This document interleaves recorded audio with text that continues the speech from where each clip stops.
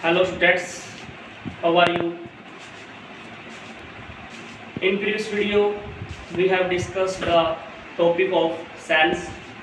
We discussed series and parallel combination of cells, and then we discuss mixed grouping of cells. Okay, so that is very important topic. And today, friends, we will discuss with you some examples and some numerical problems. Okay, so let's take the first numerical problem, which is written on the board as you see. So this is numerical problem based on resistance, and I also told you that series and parallel combination and how we can solve the problem based on series and parallel resistances. Okay, so friends, here the case is new. In this numerical problem, resistances are repeated and repeated again in as an infinite times. Okay, so this is infinite. It means we can say that this network is repeated again and so on infinite times. So you can say that this is infinite problem. Okay, infinite problem in resistance. So that's how we can solve this problem. तो very simple, अगर आपको याद है students, मैंने यही problem capacitor के अंदर कराई है। कैपेसिटर के अंदर इनफाइनाइट प्रॉब्लम कैसे सोल्व करते हैं वो बिल्कुल जो वहाँ पे सोल्व किया है उसी के साथ इस सोल्यूशन इसका सोल्यूशन निकालेंगे। तो स्टूडेंट्स, मैंने आपको बताया कि जब आपके पास इनफाइनाइट प्रॉब्लम आ जाए, आइदर इट इज कैपेसिटर और रेजिस्टेंस, तो फर्स्ट ऑफ ऑल आप क्या नोट करोगे, आप वो टर्म देखोगे कि जो बार बार मैनी टाइम रिपीट कर रही है।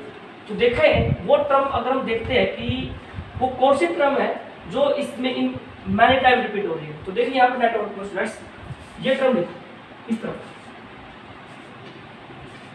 दिस टर्म 1 1 1, ये ओवर ओम की रेजिस्टेंस स्टूडेंट्स।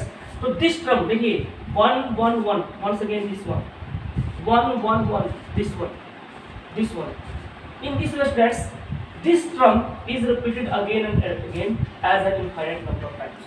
तो फ्रेंड्स, मैंने आपको उसके प्रॉब्लम में बताया, कैपेसिटर प्रॉब्लम में, कि the term which is repeated, जो टर्म बार बार रिपीट हो रही है उसको हम क्या लिख लेंगे, एज टी लिख लेंगे। तो फ्रेंड्स देखिए, मैं यहाँ पे अगर यहाँ पे देखा जाए ये टर्म है, इसको मैं एज टी लिख लेता हूँ। Okay okay, this term is repeated again and again. ये टर्म आपकी कौन बार बार रिपीट हो रही है इनफाइनाइट टाइम्स। तो जो टर्म आपकी रिपीट हो रही है उसको आप क्या करेंगे, एज इट इज लिख लेंगे। ओके, अब देखिए ये टर्म कितने टाइम रिपीट हो रही है, मैनी टाइम्स, इनफाइनाइट टाइम्स। तो फ्रेंड्स क्या करेंगे हम उस टर्म जो, क्योंकि ये टर्म इनफाइनाइट टाइम रिपीट हो रही है तो हम क्या कर देंगे, इसको x मान लेंगे। क्या मान लेंगे फ्रेंड्स, इसको x। ओके, तो दिस इज x और ये 1 है, this is 1, this is 1। Okay, तो फ्रेंड्स देखिए very simple. Now, this X and this 1 ohm resistance are connected in parallel. किसमें स्टूडेंट्स, ये पैरेलल में है। कीप इन माइंड, पहले तो मैंने आपको बताया कि जो टर्म बार बार रिपीट हो रही है उस टर्म को लिख के बाकी जो रेस्ट ऑफ द टर्म्स है उसको आप X मान लेंगे। क्या मान लेंगे स्टूडेंट्स, उसको X। ओके, अब देखिए this one and this X are connected in parallel. और स्टूडेंट्स मैंने आपको बताया कि रेजिस्टेंसेस को पैरेलल में कैसे जोड़ते हैं। मैंने आपको बताया था जैसे 1/R is equal to 1/R1 plus 1/R2, parallel में ऐसे जोड़ते हैं। तो हम क्या करते हैं, पहले पैरेलल कॉम्बिनेशन का सॉल्यूशन निकालते हैं। तो जब आप इसको पैरेलल निकालते हैं तो मान लेते हैं नेट रेजिस्टेंस आती है R डैश। तो जब इसको आप सोल्व करोगे तो ये आ जाएगी 1 into x divide by 1 plus x। This is the net resistance of this both terms because 1 and x are in parallel students. Okay, now अगर मैं अब इसका इक्विवेलेंट सर्किट ड्रा करूं स्टूडेंट्स तो क्या आ जाएगा, देखिए दो रेजिस्टेंस मिलकर क्या बन जाएगी, एक रेजिस्टेंस बन जाएगी। लिखिए ये कौन सी रेजिस्टेंस है, दिस इज R डैश, जो अभी हमने सोल्व किया है R डैश, ये R डैश हो जाएगी। अब बताइए students, this one and this R dash are connected in series. और यू नो दैट सीरीज में रेजिस्टेंस को कैसे जोड़ते हैं, लाइक दिस, ऐसे R डैश प्लस 1 ऐसे जोड़ते हैं ना। तो इन तीनों को जब जोड़ते हैं तो क्या आएगी, नेट रेजिस्टेंस। क्या आएगी स्टूडेंट्स, नेट रेजिस्टेंस। बट यहाँ पे एक बात याद रखनी है कि इन तीनों को 3 टर्म्स को ऐड करने के बाद जो नेट आएगी वो फाइनाइट ना करके हम किसको दोबारा से इक्वेट कर देंगे, that is equal to also x.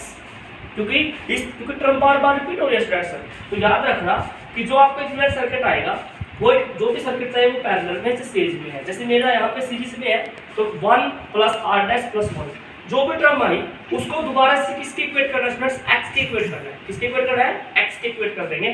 तो इस तरह से अगर हम यहाँ पे वैल्यूज पुट करते हैं तो आर डैश की वैल्यू क्या आ जाएगी students, 1 into x divide by 1 plus x plus 2 equal to x.